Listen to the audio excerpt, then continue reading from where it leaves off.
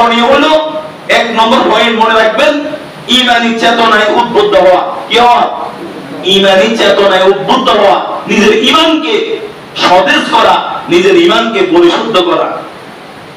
2 নম্বর করণীয় হলো আশুরার দিন রোজা রাখা।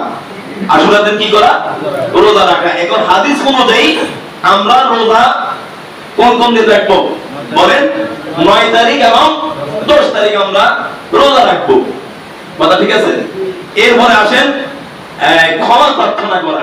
এই যে মুহররমের 10 তারিখ আশুরা, এই আশুরায় নিজে যত জীবনে গুনাহ করছেন, জীবনে যত গুনাহ করেছি, এই গুনাহের জন্য আল্লাহর কাছে কি করতে হবে? ক্ষমা চাইতে হবে। আমরা আসলে কোরআন হাদিসের কথা না শুনি, যদি উল্টাপাল্টা কথা শুনি, কোনো লাভ হবে না। কথাগুলো সিরিয়াসলি শুনেন।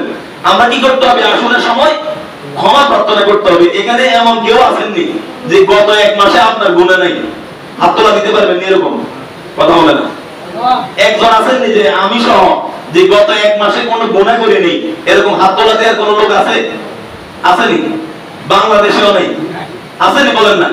তাহলে আমাদেরকে কি করতে হবে? ক্ষমা প্রার্থনা করতে হবে। ত্যাগ ও কোরবানির শিক্ষা গ্রহণ।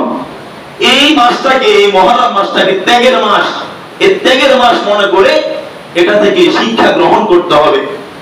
আশুরার রোজা পালনকারীদের ইফতার করাইতে হবে, এটা ফজিলত, করণীয়। বুঝছেন তো না? বলেন নাই। ধরেন আপনি ইফতার কোথায় করাবেন? ধরেন এই মহল্লার মধ্যে কোন মুসলমান ভাই বা কোন মুসল্লি কি করেছে? আশুরার রোজা রাখছে, আপনার জানা আছে উনি রোজা রাখছে, তা আপনি ওনাকে ইফতারের দাওয়াত দিয়ে দিবেন যে আপনি মসজিদে থাকবেন, আমি আপনাকে আজকে কি করাবো? ইফতার করাবো। কারণ এটা অত্যন্ত গুরুত্বপূর্ণ। একজন রোজাদারকে ইফতার করানো এটা অত্যন্ত ফজিলত, ঠিক কিনা বলেন? আর উনি আশুরার রোজা রাখছে, যে রোজা রাখলে বিগত 1 বছরের গুনাহ আল্লাহ মাফ করে দেয়, ওই গুরুত্বপূর্ণ রোজাটা রাখছে, এই জন্য ওনাকে ইফতারের দাওয়াত দিবেন, ইফতার করাবেন।